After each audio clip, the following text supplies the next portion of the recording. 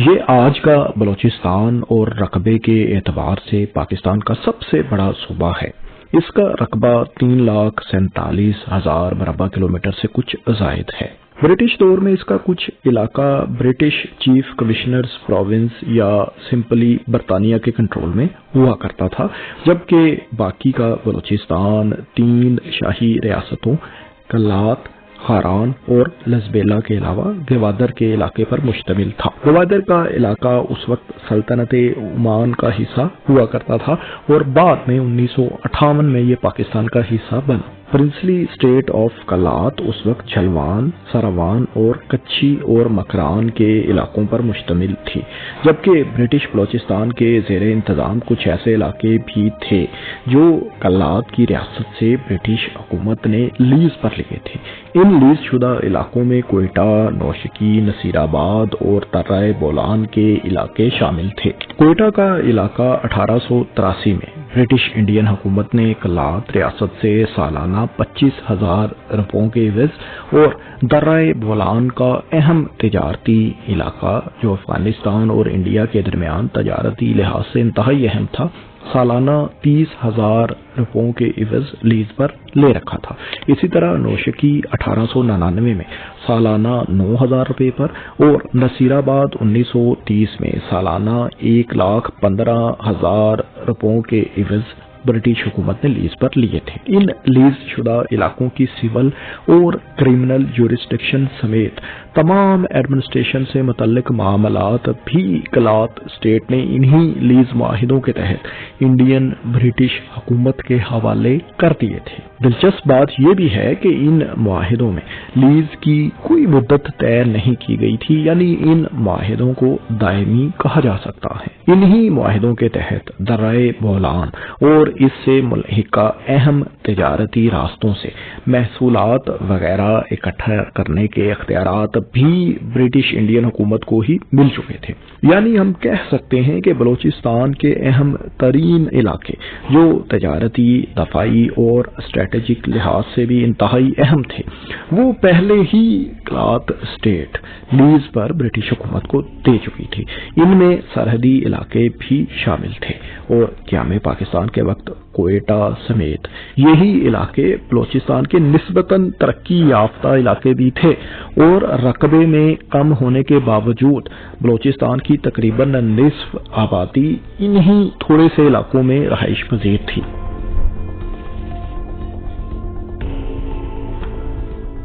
1947 میں جب انگریز کا برصغیر سے جانا طے ہو گیا تو کلات حکومت کے پاس 2 اہم معاملات تھے جنہیں خان آف کلات احمد یار خان طے کرنا چاہتے تھے۔ ایک تو ان کا دعویٰ تھا کہ برٹش حکومت کلات کو باقی انڈین پرنسلی اسٹیٹس کی طرح ڈیل نہ کرے، کیونکہ کلات تو ایک آزاد ریاست ہے۔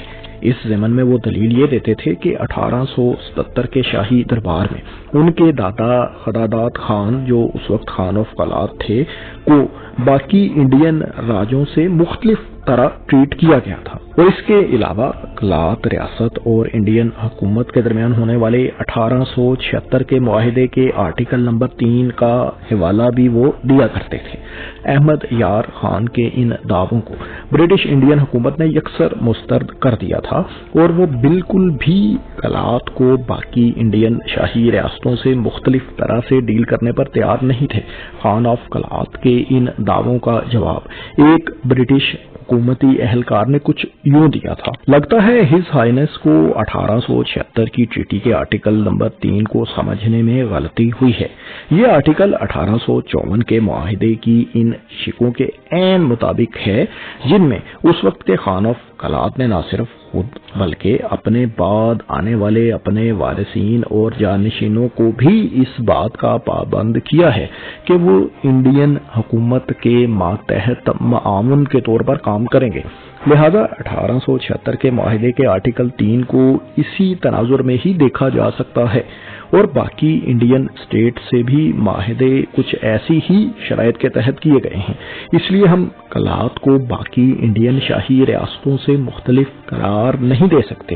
اور جہاں تک آپ کے داتا خدا داد خان کو 1877 کے دربار میں باقی انڈین پرنسز سے ہٹ کر مختلف پروٹوکول دینے کا معاملہ ہے، تو اس کی وجہ یہ تھی کہ یہ پہلا موقع تھا جب کسی خان آف کلات نے کسی ایسی شاہی انڈین تقریب میں شرکت کی تھی۔ اس کے بعد 1903 اور 1911 کے درباروں میں خان آف کلات کو بالکل اسی طرح ٹریٹ کیا گیا جیسے کہ باقی شاہی سٹیٹس کے راجوں کو کیا گیا تھا۔ دوستو، دلچسپ بات تو یہ ہے کہ 1877 کے دربار میں جب خان آف کلات کو بینر نہیں دیا گیا جو باقی انڈین شاہی ریاستوں کے پرنسز کو دیا گیا تھا، تو انہوں نے باقاعدہ اس بات پر اعتراض کیا اور کہا کہ میں بھی تو برٹش حکومت کا اتنا ہی وفادار ہوں، مجھ سے یہ مختلف سلوک کیوں کیا جا رہا ہے؟ اس شاہی اکٹھ کے اختتام تک نہ صرف خان آف کلات کو knight grand commander of the most exalted order of the star of India کا فل ممبر تسلیم کر لیا گیا، بلکہ 1876 کے معاہدے کے مطابق کلات کو برٹش انڈین حکومت کی اسٹیٹ بھی تسلیم کر لیا گیا۔ 1877 میں برٹش حکومت نے بلوچستان کو ایجنسی کا درجہ بھی دے دیا، اور تب سے کلات کا درجہ ایک انڈین ریاست کا ہی چلا آ رہا تھا، اور یہ برٹش پولیٹیکل ایجنٹس اور ایجنٹ ٹو گورنر جنرل کے ذریعے ہی آپریٹ کی جاتی تھی۔ دوسرا اہم مسئلہ جو خان آف کلات انگریز کی رخصتی سے پہلے ہر صورت حل کرنا چاہتے تھے وہ تھا لیز پر دیے گئے علاقوں کی واپسی۔ خان آف کلات کے دونوں ہی مطالبے، یعنی یہ کہ کلات ایک الگ آزاد ریاست ہے اور لیز پر لیے گئے علاقوں کی واپسی، دراصل دونوں ہی ایک دوسرے کی ضد تھے۔ وہ اس طرح کہ اگر کلات ایک آزاد ریاست تھی، انڈین پرنسلی اسٹیٹ نہیں تھی، تو پھر انگریز کی رخصتی کے بعد بین الاقوامی قوانین کے مطابق لیز شدہ علاقے نئی وجود میں آنے والی ریاست جو کہ ظاہر ہے اس صورت میں پاکستان تھی اس کو منتقل ہو جانا تھے، اور اگر کلات کو خان آف کلات کے دعوے کے برعکس ایک انڈین شاہی ریاست ہی تصور کر لیا جائے تو انہیں پاکستان کے ساتھ برٹش حکومت اور وائس رائے لارڈ ماؤنٹ بیٹن کی رائے کے مطابق ہر صورت الحاق کرنا پڑنا تھا، اور ظاہر ہے ان دونوں ہی باتوں کے لیے خان آف کلات راضی نظر نہیں آتے تھے۔ اس کے ساتھ ہی ریاست خاران اور لزبیلا کا معاملہ بھی بلوچستان کے معاملے کو مزید پیچیدہ کر رہا تھا۔ خان آف کلات کا دعویٰ تھا کہ یہ دونوں ریاستیں دراصل کلات کا حصہ ہیں، لیکن برٹش حکومت ان کو الگ ریاستوں کے طور پر نہ صرف آفیشلی تسلیم کرتی تھی بلکہ ڈیل بھی کرتی آ رہی تھی۔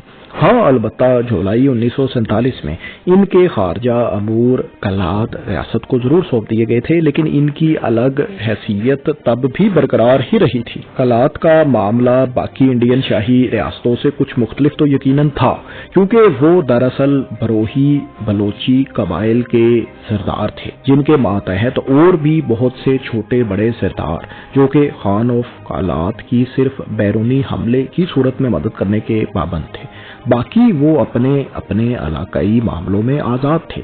یعنی باقی انڈین شاہی ریاستوں کی طرح یہاں پر ان کی خاندانی حکومت باقاعدہ قائم نہیں تھی۔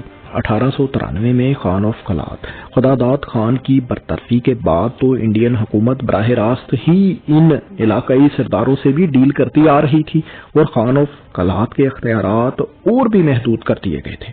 برٹش حکومت جھلوان اور سراوان کے سرداروں کو اپنے پولیٹیکل ایجنٹس کے ذریعے الاؤنسز مہیا کیا کرتی تھی، اور لزبیلا اور خاران کی ریاستیں بھی ظاہر ہے خان آف کلات کی پوزیشن کمزور ہونے کی وجہ سے آزاد ریاستوں کے طور پر ہی اب چل رہی تھیں۔ کلات ریاست کے علاقائی سرداروں سے بھی اس دور میں برٹش حکومت براہ راست ڈیل کرتی آ رہی تھی، بلکہ کچھ معاہدے بھی ان سرداروں اور برٹش حکومت کے درمیان براہ راست ہوئے تھے۔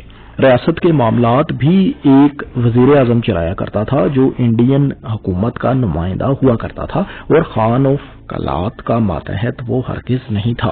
खान ऑफ कलात की कोशिशों के नतीजे में अलामती तौर पर 1938 में इन्हें कुछ अख्तियारात जरूर वापस मिले, लेकिन इन अख्तियारात में भी वो ब्रिटिश एजेंट की रजामंदी के पाबंद थे। माली मामलात भी खान ऑफ कलात के हवाले तो कर दिए गए, लेकिन इसमें भी वो मुकम्मल तौर पर आजाद नहीं थे, बल्कि उन्हें इन मामलात की वक्तन पड़ताल या ऑडिट भी करवाने का पाबंद कर दिया गया था। यानी हम कह सकते हैं कि कुछ न कुछ अख्तियारात खान ऑफ कलात को वापस तो जरूर मिले थे। शायद ब्रिटिश हुकूमत उस दौर में खान की वफादारी हासिल करने के लिए ये इकदाम कर रही थी। इन बराए नाम अख्तियारात के हसूल के बाद खान ऑफ कलात ने अपना एक अलग आजाद रियासत होने का मौक़िफ़ दोबारा दोहराया और मुतालबा किया कि लजबेला, खारान और माड़ी और बुगटी के कबायली इलाकों को उनके मातहत तस्लीम किया जाए।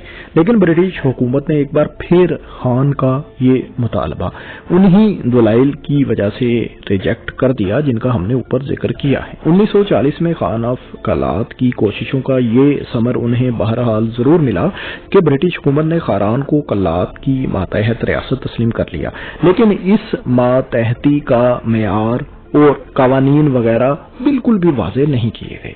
ऐसा भी शायद ब्रिटिश इंतजामिया ने उस नाजुक दौर में फेडरेशन को मुतहद रखने और जंग अजीम के दौरान मजीद किसी महाज को खोलने से रोकने के लिए गालबन किया था। रियासत कलात के वजीर आजम ने अगस्त 1947 में लॉर्ड माउंटबेटन से मुलाकात के दौरान भी इस बात पर इसरार किया कि वायसराय इस बात को तस्लीम करें कि वो कलात को एक अलग आजाद रियासत, जो कि जाहिर है बाकी प्रिंसली स्टेट से मुख्तलिफ है, मानते हैं, लेकिन वायसराय ने ये मुतालबा तस्लीम नहीं किया।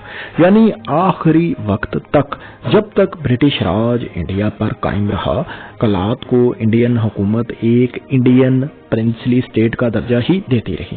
ये भी याद रहे कि लॉर्ड माउंटबेटन ने इस मीटिंग में वाज़ेह तौर पर कहा था कि लजबेला और खारान अलग रियासतें हैं और इनके सरदार खुद को रियासत कलात या खान ऑफ कलात का मातहत हरगिज नहीं समझते। दोस्तों, दिलचस्प बात यह है कि नौज़ायदा रियासत पाकिस्तान ने रियासत कलात का ये मुतालबा कि इसकी हैसियत बाकी इंडियन शाही रियासतों की बजाय एक आज़ाद रियासत की सी है, मान लिया था और 11 अगस्त 1947 को एक दस्तावेज भी इस बारे में साइन की गई थी।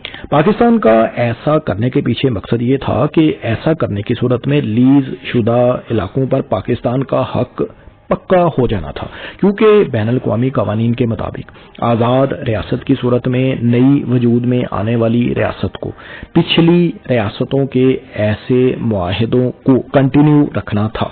यानी पाकिस्तान को कलात की आज़ाद हैसियत कबूल करने से लीज शुदा इलाके कंफर्म मिल जाना थे और पाकिस्तान का इसमें जाहिर है कोई नुकसान भी नहीं था, क्योंकि पाकिस्तान इस मुआहदे के वक्त तक बाकायदा एक रियासत के तौर पर तो अभी वजूद में ही नहीं आया था, क्योंकि 11 अगस्त 1947 तक ब्रिटिश इंडियन हुकूमत अभी तक कायम दायम थी और वो कलात को अपनी मातहत रियासत ही मानती थी। तो ब्रिटिश क्राउन की मौजूदगी में इनकी एक मातहत रियासत इस किस्म का मुआहदा अगर जाहिर है कर भी लेती तो बैनुल-अक़वामी सतह पर इसकी कोई हैसियत नहीं थी। और वैसे भी चंद दिन बाद जब इंडियन इंडिपेंडेंस एक्ट नाफिज हो जाना था, जो कि जाहिर है 15 अगस्त को हो भी गया, तो सब ही इंडियन शाही रियासतों की हैसियत बराबर हो जाना थी, यानी सब ने ही बरतानिया से आजाद हो जाना था। खान ऑफ कलात को इस मामले पर थोड़ी गलतफहमी थी।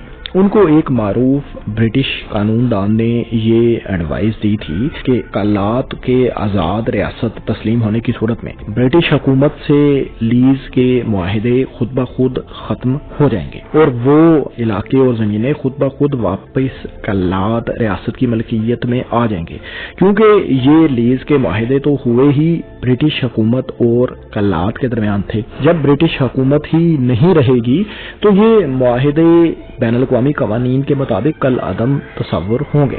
कलात की इस अंडरस्टैंडिंग से ब्रिटिश हुकूमत और पाकिस्तान दोनों जाहिर है इत्तफाक नहीं करते थे और पाकिस्तान का कलात को आज़ाद तसव्वुर कर लेने से वैसे भी कोई फर्क नहीं पड़ता था, क्योंकि पाकिस्तान को मालूम था कि नौज़ायदा भारत और बरतानिया दोनों ने किसी भी सूरत کلات کو آزاد ریاست تسلیم نہیں کرنا، لہذا وقتی طور پر خان آف کلات کا مطالبہ مان کر اہم اسٹریٹجک لیز شدہ علاقے جو سارے بلوچستان میں نسبتاً ترقی یافتہ بھی تھے اور اہم تجارتی گزرگاہوں اور فوجی چھاؤنیوں پر مشتمل تھے کو سیکیور کرنا ایک عقل مندانہ اور اچھا فیصلہ ہی تھا۔ لیکن یاد رہے 11 اگست کے پاکستان اور کلات ریاست کے اس معاہدے کو بھی برطانیہ نے ناپسند ہی کیا تھا اور وہ کلات کو الگ ریاست کسی صورت تسلیم نہیں کرنا چاہتے تھے۔ دراصل برطانیہ اور دوسری بین الاقوامی طاقتیں اس وقت نہیں چاہتی تھیں کہ دو نوزائیدہ ریاستوں یعنی پاکستان اور بھارت کے علاوہ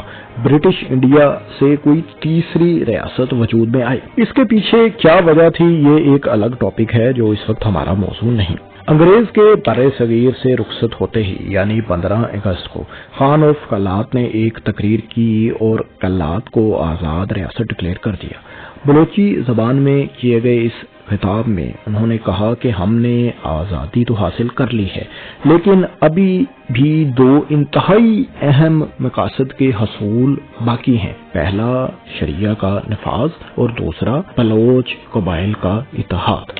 ستمبر 1947 میں جب کلات ریاست کے وزیر اعظم نواب زادہ اسلم جو کہ اب پاکستان کی بیوروکریسی کا حصہ تھے پاکستان کے فارن سیکرٹری کرام اللہ کے پاس مذاکرات کے لیے آئے، ان کے ہمراہ کلات کے فارن منسٹر ڈگلس فیل بھی تھے۔ کلات اسٹیٹ کا اصرار تھا کہ پاکستان ان کے ساتھ ایک معاہدہ سائن کرے لیکن کرام اللہ قائد اعظم کی ہدایات کے مطابق اس کے لیے بالکل بھی تیار نہیں تھے۔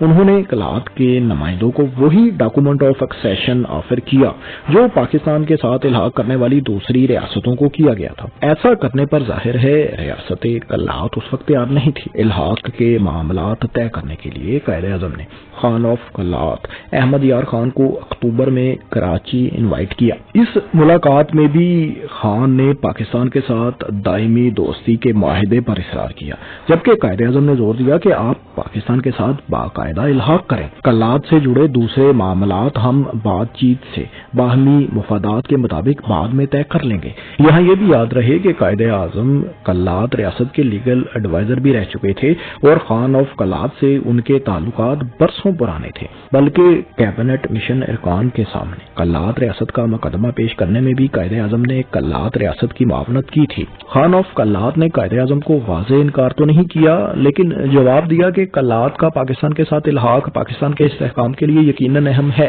لیکن بلوچستان کیونکہ ایک قبائلی علاقہ ہے، قبائلی روایات کے مطابق دوسرے سرداروں کو اعتماد میں لیے بغیر میرے لیے کوئی فیصلہ کرنا ممکن نہیں۔ کلات کی پارلیمان میں خان آف کلات نے دوسرے سرداروں سے اپنی نئی قائم ہونے والی پارلیمان میں مشورہ کرنے کا کہہ تو دیا، شاید اس کے پیچھے ان کا مقصد کچھ ٹائم گین کرنا تھا۔ یہاں یہ بات بھی ہمارے علم میں ہونی چاہیے کہ یہ پارلیمان براہ راست کلات کے عوام کی منتخب کردہ نہیں تھی بلکہ چند ماہ پہلے ہی وجود میں آنے والے گورنمنٹ آف کلات ایکٹ 1947 کے تحت وجود میں آئی تھی۔ اس پارلیمان کا اپر ہاؤس جسے دارالعمرہ کا نام دیا گیا تھا 36 قبائلی سرداروں پر مشتمل تھا۔ یہ سب خاندانی سردار تھے یعنی الیکٹڈ نہیں تھے۔ اس پارلیمان کا لوور ہاؤس جسے دارالعوام کا نام دیا گیا تھا کل 55 ارکان پر مشتمل تھا۔ ان میں سے 5 خان آف کلات نے اقلیتوں کی نمائندگی کے لیے خود نامزد کیے تھے اور باقی 50 منتخب شدہ تھے۔ ان کے انتخاب کے لیے بھی عام عوام کو ووٹ ڈالنے کا حق حاصل نہیں تھا بلکہ صرف وہی افراد ان کو منتخب کر سکتے تھے جو سالانہ کم از کم 100 روپے ٹیکس ادا کرتے ہوں اور 4000 روپے سے زائد کی جائیداد کے مالک بھی ہوں۔ ظاہر ہے اس کا صاف مطلب یہ تھا کہ صرف عمرہ ہی ووٹ ڈال کر ان کو منتخب کرنے کا حق رکھتے تھے۔ لوور ہاؤس کی 50 منتخب سیٹوں میں سے 39 کلات اسٹیٹ نیشنل پارٹی نے جیت رکھی تھی۔ یہ پارٹی مسلم لیگ کی مخالف اور کانگریس کی اتحادی سمجھی جاتی تھی۔ مسلم لیگ بلوچستان کے کوئٹہ اور اس کے گرد و نواح کے علاقوں میں جس کو ہم پشتون بیلٹ کہہ سکتے ہیں اس میں زیادہ مقبول تھی۔ لاہور ہاؤس کے اجلاس میں دسمبر 1947 میں غوث بخش بسنجو اور مولانا محمد عمر نے پاکستان کے ساتھ الحاق کی مخالفت زور و شور سے کی۔ بسنجو صاحب نے کہا کہ ہماری شناخت، تہذیب اور کلچر مختلف ہے۔ ہم مسلمان ہیں، لیکن اس کا یہ مطلب تو نہیں کہ ہم الگ شناخت نہیں رکھ سکتے۔ اگر محض مسلمان ہونے کے ناطے ہی ہمیں پاکستان میں ضم ہونا ہے تو اسی کرائیٹیریا کے مطابق تو ایران اور افغانستان کو بھی پاکستان میں ضم ہو جانا چاہیے۔ لاہور ہاؤس نے پاکستان کے ساتھ الحاق کی بجائے صرف ایک معاہدے پر زور دیا اور اس کی قرارداد بھی منظور کر لی۔ لاہور ہاؤس کا فیصلہ آ جانے کے بعد جنوری 1948 میں اپر ہاؤس کے اجلاس میں بھی پاکستان کے ساتھ الحاق کی مخالفت کی گئی۔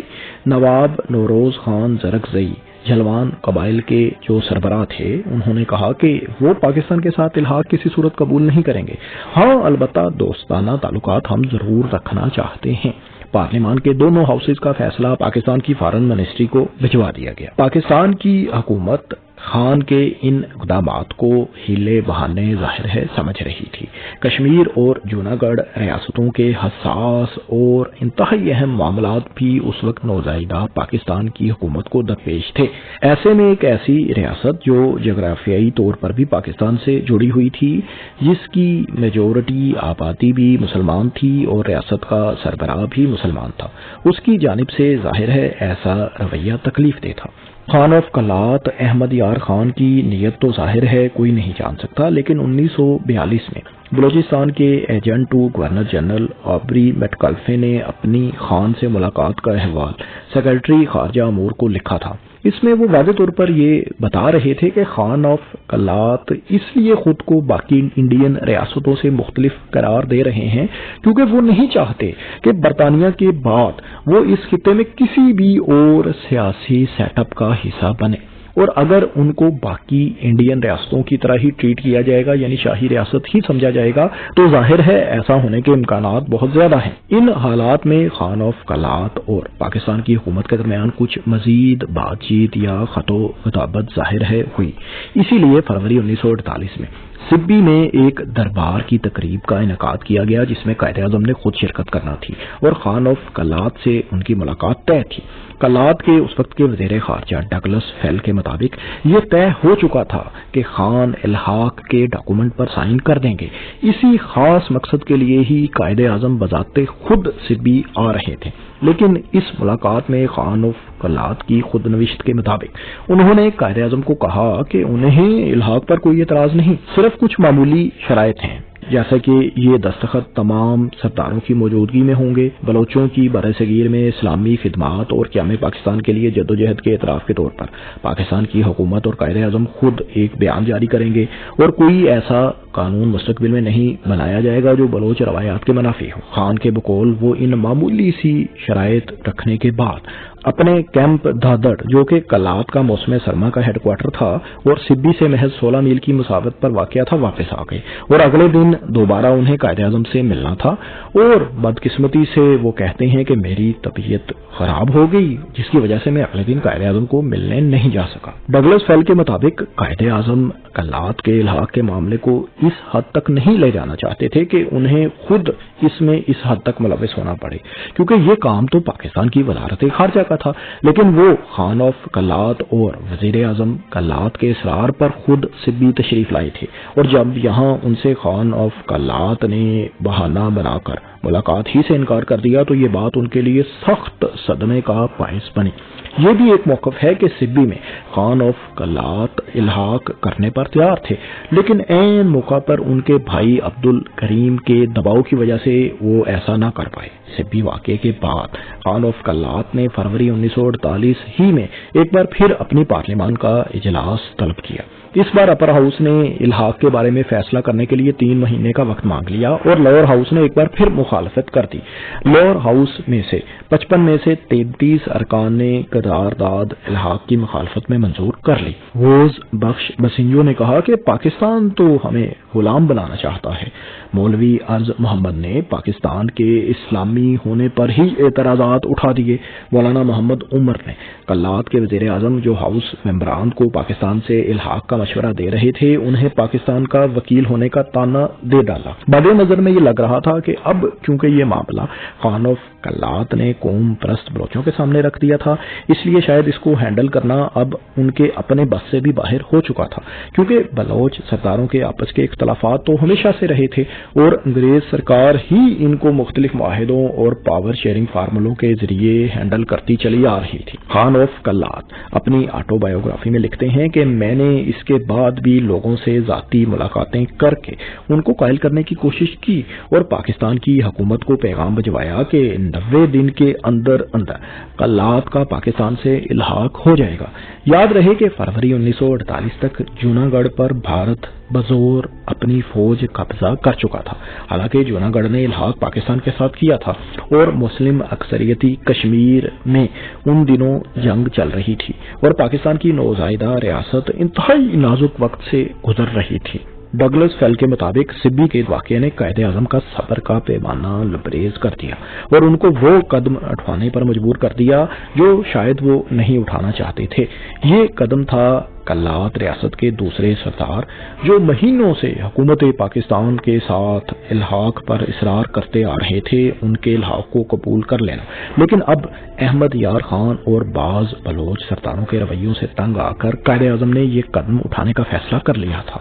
پاکستان کی حکومت کا موقف تھا کہ چونکہ برٹش راج لزبیلا اور خاران کو ایک الگ ریاست تسلیم کر چکا تھا اور قلات سے ان ریاستوں کی ماتحتی بھی برٹش راج کے مطابق آخری وقت تک متنازع ہی تھی، اس لیے ان کے ساتھ الگ طور پر الحاق کرنا بالکل آئینی تھا۔ اس کے ساتھ ہی قائد اعظم کی جانب سے خان آف قلات کو مطلع کر دیا گیا کہ اب قلات کے الحاق کے معاملات قائد اعظم بذات خود نہیں بلکہ پاکستان کی وزارت خارجہ دیکھے گی۔ دراصل لزبیلا، خاران جو کہ انڈین شاہی ریاستیں ہی تھیں لیکن قلات کی ماتحت ریاستیں تھیں، اسی طرح خان آف قلات کے برادر نسبتی سردار بائی خان جو تربت کے سردار تھے اور مکران ڈسٹرکٹ کے سردار پاکستان سے آزادانہ حیثیت میں الحاق کرنے کے لیے مہینوں سے اصرار کرتے چلے آ رہے تھے۔ ان کی الحاق کی درخواستوں کو حکومت پاکستان قبول نہیں کر رہی تھی۔ خاران کے سردار میر حبیب محمد اللہ کئی بار حکومت پاکستان کو خطوط لکھ چکے تھے اور بار بار اصرار کر رہے تھے کہ وہ خان آف قلات کے ماتحت نہیں ان کی ریاست کا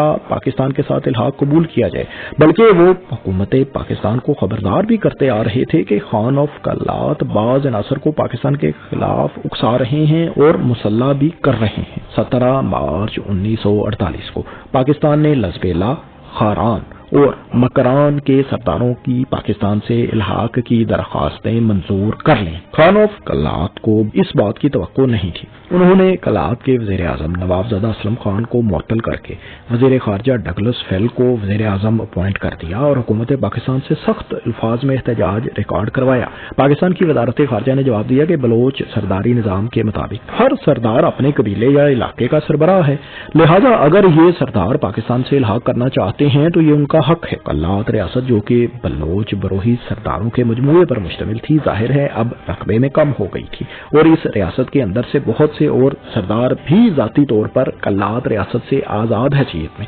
پاکستان کے ساتھ الحاق کرنے کو تیار تھے، بلکہ یہاں تک کہا جاتا ہے کہ اگر پاکستان کی حکومت ان باقی تمام سرداروں سے الحاق کا ڈاکومنٹ سائن کر لیتی تو قلات ریاست کے پاس تو کوئی رقبہ ہی باقی نہ بچتا اور وہ محض ایک برائے نام ریاست رہ جاتی۔ لزبیلا، خاران اور قلات کی ڈسٹرکٹ مکران کا الحاق قبول کرنے کے ساتھ ہی پاکستان نے ان علاقوں کی اہم شاہراہوں اور بندرگاہوں پر اپنی افواج بھی تعینات کر دیں اور قلات اسٹیٹ سے ان علاقوں سے اپنی فورسز ہٹانے کا مطالبہ کر دیا۔ ریاست قلات اور بلوچستان کے تقریباً تمام اہم سردار خان آف قلات کا 7 مارچ 1948 تک چھوڑ چکے تھے۔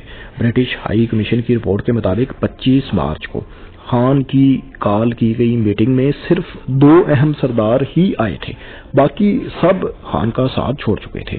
خان نے حمایت حاصل کرنے کے لیے بعض علماء میں رقوم بھی تقسیم کروائیں، لیکن مسلم لیگ کا موقف اس وقت لوگوں میں زیادہ مقبول ہو چکا تھا۔ البتہ خان نے مکران کے لیے ٹرانسپورٹ اور سپلائیز وغیرہ ضرور رکوا دی تھی۔ اسی دوران ایک انتہائی دلچسپ واقعہ ہوا جو کہ خان آف قلات کے لیے پاکستان کے ساتھ الحاق کے لیے ایک فیس سیونگ ثابت ہوا۔ شاید انہیں اس کی ضرورت بھی تھی۔ ہوا کچھ یوں کہ 27 مارچ 1948 کو آل انڈیا ریڈیو نے یہ خبر نشر کر دی کہ 2 ماہ پہلے قلات ریاست نے بھارت کے ساتھ الحاق کے لیے رابطہ کیا تھا، لیکن بھارت کی طرف سے انکار کر دیا گیا کہ جغرافیائی طور پر ایسا ممکن نہیں۔ یہ غالباً ایک فیک نیوز تھی کیونکہ بھارت کے وزیر اعظم جواہر لال نہرو نے پارلیمان میں اس کی بعد میں تردید بھی کر دی تھی کہ ایسا کوئی واقعہ نہیں ہوا، لیکن چونکہ ایسی افواہیں پہلے سے تھیں کہ خان آف قلات بھارت سے رابطے میں ہیں اور افغانستان کے ذریعے شاید UN میں بھی معاملہ اٹھانا چاہتے ہیں، اس لیے اس حساس خبر نے بلوچستان میں آگ لگا دی۔ یاد رہے کہ خان آف قلات کی بیوی کا تعلق بھی افغانستان کے شاہی خاندان کی ہی ایک شاخ سے تھا۔ مسلم اکثریتی ریاست کا بھارت کے ساتھ الحاق ظاہر ہے کسی بھی بلوچی کو قابل قبول نہیں تھا۔ خان آف قلات نے اس خبر کا جواب ان الفاظ میں دیا۔ 27 مارچ 1948 کی رات 9 بجے آل انڈیا ریڈیو نے یہ خبر نشر کی کہ قلات نے الحاق کے لیے بھارت سے رابطہ کیا تھا جسے قبول نہیں کیا گیا۔ میرے لیے یہ ایک لغو، بے بنیاد اور ایک پروپیگنڈا سے زیادہ کچھ بھی نہیں۔ اس پروپیگنڈا کو جو کہ قلات اور پاکستان 2 اسلامی ریاستوں کے درمیان تعلقات خراب کرنے کی کوشش ہے، میں اس طرح ظاہر کرتا ہوں کہ فی الفور پاکستان کے ساتھ الحاق کا اعلان کرتا ہوں۔ پاکستان اور قلات کے درمیان جو بھی اختلافات ہیں وہ میں قائد اعظم کے سامنے پیش کروں گا اور جو بھی فیصلہ وہ کریں گے مجھے منظور ہوگا۔ خان آف قلات کے اس واضح اعلان کے بعد ویسے تو اب بلوچستان بھر سے قلات کو ایک الگ ریاست بنانے کی آوازیں ختم ہو جانا چاہیے تھیں، لیکن خان آف قلات کے بھائی عبدالکریم خان جو ڈسٹرکٹ مکران کے پاکستان سے الحاق سے پہلے گورنر بھی تھے، اپنے کچھ ساتھیوں کے ساتھ افغانستان چلے گئے اور وہاں سے ریاست پاکستان کے خلاف مسلح جدوجہد کا آغاز کر دیا۔ ان کا ساتھ بلوچ سرداروں کی اکثریت نے نہیں دیا کیونکہ زیادہ تر سردار یا تو پاکستان کے ساتھ الحاق پر راضی تھے یا اس معاملے پر پاکستان کی ریاست سے بات چیت کرنا چاہتے تھے۔ کریم خان نے افغانستان کی سرزمین سے اپنے نمائندے ایران، افغانستان اور روس کی حکومتوں کو بھی بھیجے کہ ان کی مدد کی جائے، لیکن ایران نے ان بلوچوں کی مدد سے انکار کر دیا اور زیادہ سے زیادہ انہیں صرف سیاسی پناہ دینے کی پیشکش کی۔ دراصل بلوچ قبائل ایران کی حدود کے اندر بھی آباد ہیں۔ ان بلوچوں کی مدد کر کے ظاہر ہے ایران اپنے ہی پاؤں پر کلہاڑی تو نہیں مارنا چاہتا تھا۔ افغانستان کی طرف سے بھی وہ مدد نہیں مل سکی جس کی امید ان بلوچوں کو تھی۔ افغانستان دراصل بلوچستان کو پختونستان کا ہی حصہ مانتا تھا۔ یہ بلوچ الگ بلوچ ریاست کی جدوجہد کرنا چاہتے تھے، یعنی دونوں کے مفادات ہی آپس میں ٹکرا رہے تھے۔ عبدالکریم بلوچ اپنے مسلح ساتھیوں کے ساتھ، جن کی تعداد چند سو بتائی جاتی ہے، جولائی 1948 میں پاکستان واپس آ گئے۔ پاکستان کی مسلح افواج نے ان افراد کے خلاف کارروائی کرتے ہوئے انہیں گرفتار کر لیا۔ ان افراد کے خلاف مقدمے چلائے گئے اور انہیں قید کی سزا بھی دی گئی۔ جو لوگ بلوچستان کو ایک الگ ریاست بنانا چاہتے تھے، شاید ان کی آنکھیں کھولنے کے لیے چند حقائق ہمیں یہاں ضرور بیان کرنے چاہیے۔ قلات اور بلوچستان کی دوسری ریاستیں مالی طور پر انفراسٹرکچر کے لحاظ سے بھی اس قابل نہیں تھیں کہ بطور آزاد ریاست سروائیو کر پائیں۔ 1947 تک تو قلات کو کراچی سے ملانے والی کوئی شاہراہ تک نہیں تھی۔ کچھ کچی سڑکیں ضرور بلوچستان میں تھیں اور بار برداری کے لیے زیادہ تر انحصار اونٹوں پر اس دور میں بھی کیا جاتا تھا۔ کوئٹہ کو کراچی سے ملانے والی پکی سڑک قیام پاکستان کے بعد تعمیر کی گئی تھی۔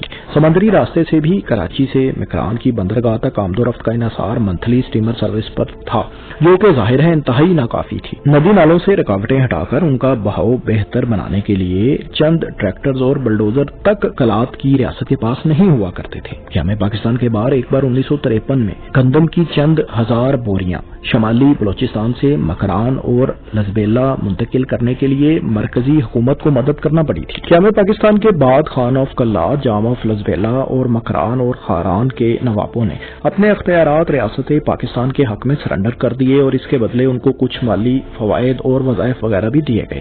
پاکستان کی تاریخ کے پہلے مارشل لاء کے وقت خان آف قلات کو ان کی رہائش گاہ سے گرفتار کرنے کا افسوسناک واقعہ بھی پیش آیا۔ برسوں بعد 1970 کی دہائی میں خان آف قلات بلوچستان کے گورنر بھی رہے۔ بہرحال دوستو، بلوچستان کے نازک معاملات کو یقیناً ریاست پاکستان نے اس دانشمندی سے ہینڈل نہیں کیا جس کے یہ متقاضی تھے۔ امید کرتے ہیں کہ مستقبل میں یہ چیزیں بہتر ہوں گی۔ آپ کمنٹس میں یہ بتائیں کہ آپ کو یہ ویڈیو کیسی لگی، اور اس طرح کی دلچسپ اور معلومات سے بھرپور تحقیقاتی ویڈیوز دیکھنے کے لیے ہمارے چینل کو سبسکرائب بھی کر لیں۔ شکریہ۔